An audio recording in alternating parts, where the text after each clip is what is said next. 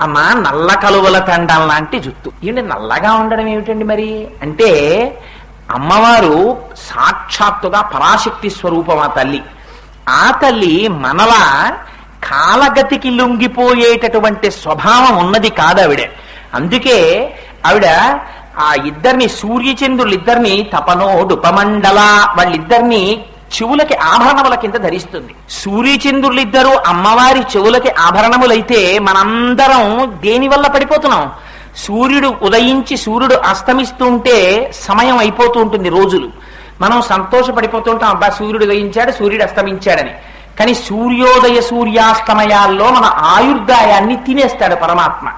తినేస్తే మన శరీరములు పడిపోతాయి.